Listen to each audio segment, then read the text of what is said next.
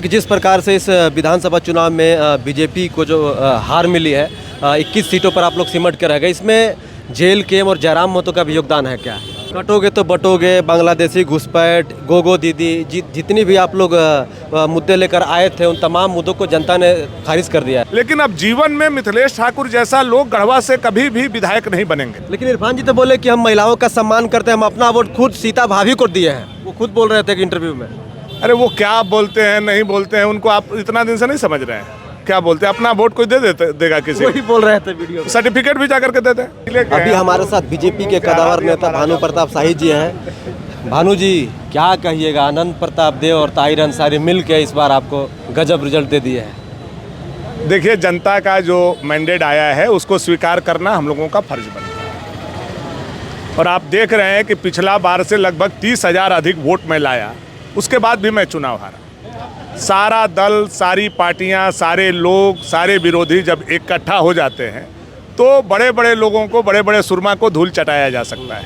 अभिमन्यु की तरह उन लोगों ने चक्रव्यूह बनाया, चक्रव्यूह में घेरा और हमारे जैसे लोगों को हराने का काम किया। लेकिन आज भी वहाँ की जनता, वहाँ के कार्यकर्ता हार मानने के लिए तैयार नहीं। 1.25 लाख वोट ग्रामीण इलाका में भाजपा के लिए बहुत बड़ी बात होती है और 1.25 लाख वोट हम लोगों ने लाया।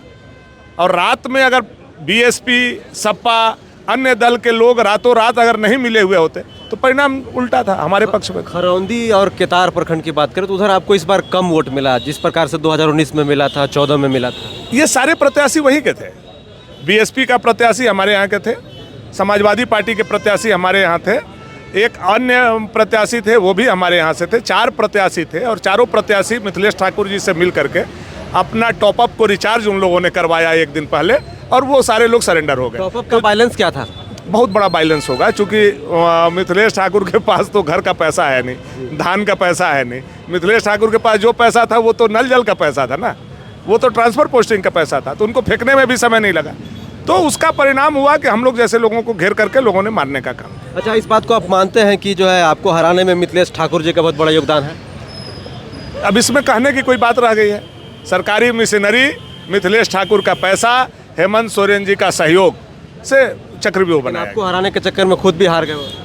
जो जैसा करता है वैसा भरता है। और अब हम लोग तो वहाँ के रहने वाले लोग हैं ना, हम वहाँ के मूलवासी हैं, हम तो कम बैक होंगे।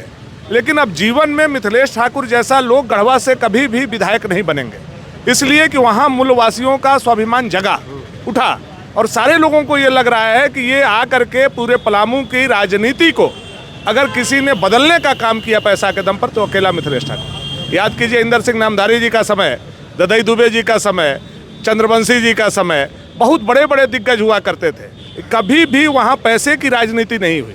जब भी राजनीति हुआ वहाँ विचार का राजनीति। लेकिन मिथिलेश ठाकुर जी के अंधाधुन पैसा कमाई ने पूरे पलामू को पैसे के राजनीति के केंद्र बिंदु पर ले जाकर के खड़ा करने का काम। उसी के चलते आज पलामू का रिजल्ट जो आप देख रहे हैं, जहाँ 4 विधायक हम लोग भाजपा से थे, आज 1 विधायक आया है, उसका कारण मिथिलेश ठाकुर का पैसा है। एक सवाल है सर कि जिस प्रकार से इस विधानसभा चुनाव में बीजेपी को जो हार मिली है, 21 सीटों पर आप लोग सिमट कर रह गए, इसमें जेल केम और जयराम महतो का भी योगदान है क्या? कोई एक कारण से न किसी की जीत होती है, न कोई एक कारण से किसी का हार होता है। जब आप पॉलिटिकली एनालिसिस करते हैं तो कई कारण मिला करके आपका जीत होता है और कई कारण मिला करके आपका हार होता है। तो उसमें कई कारण हैं, कई कारण में अगर गिनवाने लगेंगे तो आपका भी समय व्यर्थ हो जाएगा। 16 सीटें हैं जहां पर जेल केम का इम्पैक्ट बहुत ज़्यादा देखने को मिला, जहां पर आजसू और बीजेपी के। अगर हम लोग 100 कारण गिनवाएंगे तो उसमें JKLM एक कारण हो सकता है। अच्छा, इरफान जी आपके मित्र हैं, वो ट्वीट करके आपको नसीहत दे रहे हैं, सॉरी दोस्त, इस प्रकार की बहुत सारी जो एक लंबा सारा चौड़ा ट्वीट है, इस पर क्या कहिएगा? पढ़े होंगे आप। इरफान जी को विधायक बनने के लिए बधाई। वो हमसे राजनीति में जूनियर है। मैं उनसे पहले विधायक बना था, उनसे पहले कैबिनेट मंत्री बना था। यह अलग बात है कि अगर बार हम नहीं आए, वो आ गए। तो बुलडोजर आप कैसे चलवाइएगा उनके घर? वही मैं बता रहा हूँ। जिस तरह से सीता सोरेन जी का अपमान उन्होंने किया, एक विधवा महिला का, एक आदिवासी महिला का और शिबू सोरेन जी की बड़ी बहू का जो अपमान किया है इरफान अंसारी जी ने, वो आज भी झारखंड के 4 करोड़ लोगों के दिमाग में घूम रहा है। वक्त का इंतजार कीजिए। 5 साल आप अपना घर बचा लिए, चूंकि सरकार आपकी आ गई, हम लोगों की सरकार आई होती तो आज भी हम अपने वादा पर कायम। बुलडोजर चलवा देते हैं। सरकार आएगी, अभी भी वो बात हम लोगों के दिमाग में है। लेकिन इरफान जी तो बोले कि हम महिलाओं का सम्मान करते हैं, हम अपना वोट खुद सीता भाभी को दिए हैं। वो खुद बोल रहे थे कि इंटरव्यू में। अरे वो क्या बोलते हैं नहीं बोलते हैं उनको आप इतना दिन से नहीं समझ रहे हैं। क्या बोलते हैं, अपना वोट कोई देगा किसी वही बोल रहे थे वीडियो में। सर्टिफिकेट भी जाकर के दे दें, इस्तीफा दे दें। वो जब वोट दे दिए तो सर्टिफिकेट देने में क्या है, इस्तीफा दे दीजिए जब इतना सम्मान है आपको। तो भवनाथ आप एक विधवा महिला को इस तरह से अपमानित करते हैं और फिर आप जाकर के यू टर्न लेते हैं, जाकर के उनके चरण में गिर जाइए। अभी भी हम लोग माफ़ कर देंगे, सरकार आएगी तो नहीं गिराएंगे हम लोग। क्या इस बार भवनाथपुर में 2029 में जब चुनाव होगा उसके लिए भानु जी कब से तैयारी करेंगे? उसी क्षेत्र में रहेंगे कि रांची में फिर आप रहेगा जहाँ पर आपका रांची में भी, क्योंकि आपका घर है? नहीं, देखिए हम लोग पूरे झारखंड का तैयारी करेंगे। पिछले बार से 9 लाख अधिक वोट भारतीय जनता पार्टी को झारखंड प्रदेश के जनता ने देने का काम किया है। पिछले बार से 3% अधिक वोट हम लोगों को प्राप्त हुआ है। वो हम लोगों पर विश्वास जनता का बढ़ा है, तो हम कैसे जनता को छोड़ सकते हैं? हम उनके लिए संघर्ष करेंगे।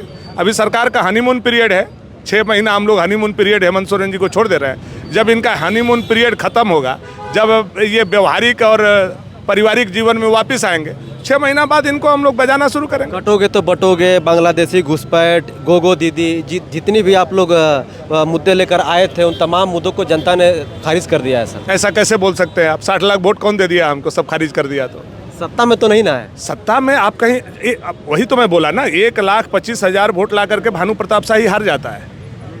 आप मैथमेटिकल देख रहे हैं, लेकिन जनता का प्यार नहीं देख रहे हैं। आप एक तरफ से केवल ये देख रहे हैं कि आपकी संख्या क्या है।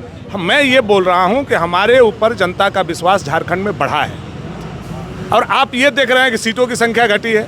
हमारे लिए मतदाता ज़्यादा जरूरी है सीट से ज़्यादा। मैं वो देख करके आगे काम करूँगा। मैं ये देख करके काम नहीं करूँगा कि हमारा सीट घट गया, अब हम कभी झारखंड में नहीं आएंगे, हम अपने आप को गिव अप करते हैं, सरेंडर करते हैं। हम लोग मर्द लोग हैं, लड़ेंगे जी, हराएंगे इनको। जी चलिए, हमारे साथ भानु प्रताप शाही थे।